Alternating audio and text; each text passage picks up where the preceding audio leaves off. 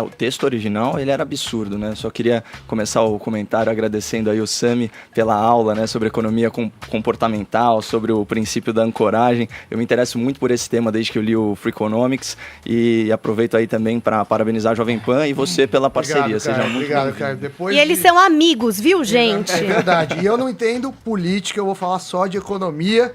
Porque se a gente começa a falar coisa que a gente não tem... Não, tem coisas de política que bate em economia, mas tem coisas que não tem. A grande chance de falar besteira é se eu entrar em campos que eu não conheço. Bom, mas de qualquer forma, criticar o fundo eleitoral é quase chovendo molhado, né?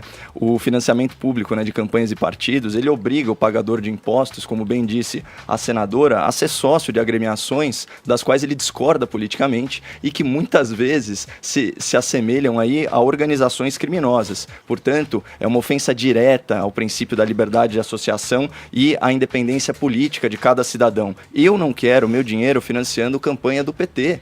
Ponto final. Se fosse feita a vontade do senhor Rodrigo Maia, como bem colocado aí, o articulador mor da República, o PT teria acesso não só a 100 milhões de reais do fundo partidário, né, mas também 400 milhões de reais de fundo eleitoral em 2020. Então, a gente está falando de R$500 bilhão. Isso caso aprovado aquele fundo estratosférico de 3,7 bilhões de reais, que, Sami, olha só, seria suficiente para tratar 80% dos casos de câncer no SUS. E é óbvio que o senhor Rodrigo Maia fala que sem financiamento público não há democracia. Ele próprio utilizou 700 mil reais de dinheiro público na sua campanha. Então, ele confunde o eu com o outro. Na verdade, não existe democracia pro senhor. Pergunte aí para os seus 8 colegas do Partido Novo que não utilizaram 1 centavo de dinheiro público e pare de desinformar a população. Bom, também outra coisa que é importante pontuar, o Zé trouxe a questão do mercado, de violar a democracia, e é verdade, porque o fundão ele viola o princípio de igualdade de condições nas eleições, já que só alguns poucos, isso mesmo entre os políticos, né, tem acesso a essa verba fácil. Portanto, fere isonomia, é inconstitucional e viola direitos humanos. Então, nesse sentido, a gente tem sim que parabenizar o Senado por ter freado todos esses excessos da Câmara Federal e do seu presidente. Aliás, finalmente, a gente tem o Senado Federal atuando como casa revisora e não casa carimbadora, né, que tem sido a marca registrada da gestão do senhor Alcolumbre, junto com a sua preguiça em pautar o impeachment dos ministros do Supremo Tribunal Federal. E só para ouvinte, para ilustrar para o ouvinte o absurdo que era o texto original que passou na Câmara, obviamente em votação simbólica de líderes, sem expor, né, os parlamentares, o texto falava o seguinte: ele liberava os partidos para prestar conta conforme os padrões da Justiça Eleitoral, ou seja, não precisava mais seguir os padrões do TSE. Ele aumentava os prazos para serem sanados os vícios burocráticos de candidatura. E esse aqui é o mais absurdo. Ele condicionava a punição do candidato ou do partido a dolo, portanto, a intenção de cometer a infração. Então, assim, você não declarou esse gasto milionário? A justiça precisa provar que você teve intenção de fraudar o processo eleitoral para que você seja punido. E aí criava os penduricalhos que o Zé Maria trouxe para a gente, né? Então, advogado e contabilidade ficavam fora do teto de doação e fora do teto de gastos. Isso é a antessala da lavagem de dinheiro e do Caixa 2, que já estava até batizado. Os parlamentares dos corredores já falavam, agora está liberado o quê? O Caixa 2 advocatício e o Caixa 2 contábil. Não passarão. Fora isso, permitiu o uso do fundo partidário em verba de marketing. Então, a gente estaria falando de um aporte aí de até R$1 bilhão nas redes sociais, né? Haja spam. E aí tem um outro ponto também que eles tentaram passar que não emplacou no Senado, que é estender o prazo da adesão da candidatura à lei da ficha limpa. Portanto, hoje em dia, quando é feita essa análise, no momento de registro da candidatura, como que eles queriam que fosse? Até a posse. Isso geraria uma celeuma, é só pensar no caso do ex-presidente Lula, né, que a justiça ficou às voltas aí com a liberação da candidatura dele, mesmo ele sendo um corrupto já condenado em segunda instância. Então, vamos aguardar aí para ver se o acordo costurado pelo Senado é efetivo, se de fato esse fundo vai ficar só em 1,7 bilhão, e eu queria chamar a atenção do ouvinte para um último mecanismo de controle que existe. Ele se chama presidente Jair Bolsonaro. Ele pode exercer o direito de veto ou simplesmente se abster de sancionar a lei até 4 de outubro. E pelo princípio da anualidade, toda a regra eleitoral tem que ser aprovada 1 ano antes da eleição. Então ainda existe esse mecanismo de freio e contrapeso para os excessos da Câmara Federal. Eu gostei muito da sua expressão, Edgar, quando você falou em últimos rompantes, porque de fato a procuradora Raquel Dodge, ela se apequenou. Ela sinalizou que o seu viés político e a sua vaidade pessoal superam seu compromisso com a justiça. E não é a primeira vez. A gente noticiou aqui no Morning Show uma manobra similar, ou seja, de natureza mais política do que judicial, no crepúsculo do governo Temer. Vamos lembrar que a procuradora Raquel Dodge, ela aguardou até a última quinzena de dezembro para denunciar o então presidente Michel Temer no escândalo dos portos, uma denúncia gravíssima de corrupção passiva e lavagem de dinheiro. Assim, ela poupou o seu padrinho político do processo de autorização para seguimento de apuração da denúncia via Câmara Federal, certo? E como Temer agora não tem mais foro privilegiado, o processo vai para a Justiça Federal. Assim, numa tacada só, a Raquel salva o ex-presidente, né, de todo esse constrangimento público e desgaste político no final do mandato e ainda posa de vigilante independente. Touché, doutora, muito bem, mas vamos aos fatos, os atos finais aí da procuradora, que devem ser sim interpretados, né, à luz da indicação que o presidente Bolsonaro fez para a Procuradoria-Geral da República. A Raquel Dodge queria muito ser reconduzida ao cargo. Isso não é segredo nenhum. Ela queria um novo mandato e não obteve sucesso. Então é natural que haja aí um certo ressentimento. O Fefito trouxe pra gente até a figura da vingança, olha só. Então ela aproveita o seu último dia no cargo para infligir derrotas simbólicas ao governo, certo? E, por tabela, melhorar a sua imagem pública perante a imprensa progressista e também a esquerda do judiciário e do mundo político. É uma coisa muito calculada. Aí eu te pergunto, ouvinte, vamos lá, nas suas últimas 24 horas no cargo, certo? A procuradora ela fez alguma coisa relevante para o combate à corrupção?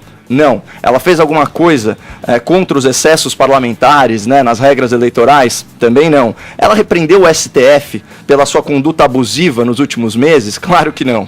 Né? Nenhuma bronquinha de tchau, né? Nenhum discurso institucional, nada disso. O seu foco foram ações pontuais contra as plataformas do novo governo, como o Vini bem trouxe. Novo governo que, ao contrário dela, foi eleito. Tá? Isso tem que ficar muito claro. E quais são as propostas que agora estão sob ataque? Né? Então, flexibilização de porte e posse de armas, combate à doutrinação nas escolas, rejeição às teorias não científicas denominadas como ideologia de gênero no currículo escolar e o desaparelhamento e a reestruturação dos conselhos no Ministério dos Direitos Humanos e também do Meio Ambiente. E para fechar, isso é muito importante pontuar que, contra a vontade da própria família da vítima, ela propõe a federalização das investigações sobre a morte da Marielle, que é uma medida ineficaz, que pode inclusive atrapalhar a apuração dos fatos, mas que é extremamente midiática, tá? E monopolizando os noticiários essa manhã. Então, assim, eu queria só alertar o ouvinte para que ele não seja manipulado. Por que a procuradora só tomou essas medidas no seu último dia?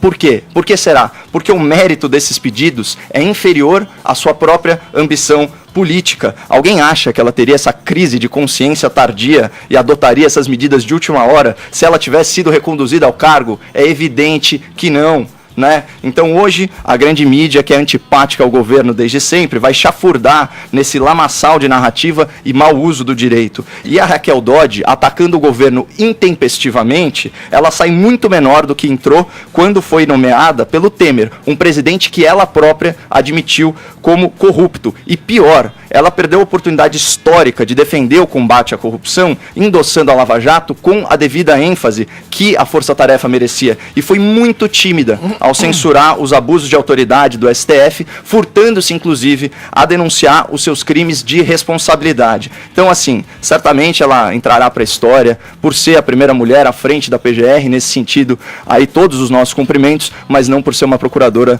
corajosa. O mais importante, eu acho, destacar nesse caso é uma mudança de mentalidade, né, em relação ao direito penal. A gente tem aqui um caso quase inédito em que o Estado não está simplesmente servindo ao criminoso, né? Mas sim o criminoso ressarcindo o Estado. Essa é a grande novidade, né? A possibilidade do criminoso ter que arcar com os custos, né, de tratamento, acompanhamento e até das medidas protetivas da mulher que ele vitimou de forma tão covarde. É muito importante observar essas ressalvas que a Paulinha fez, porque de fato a lei ela não é precisa em alguns pontos e isso é sempre temerário, né? Então não tem sanção para o não pagamento da indenização ou ressarcimento do Estado.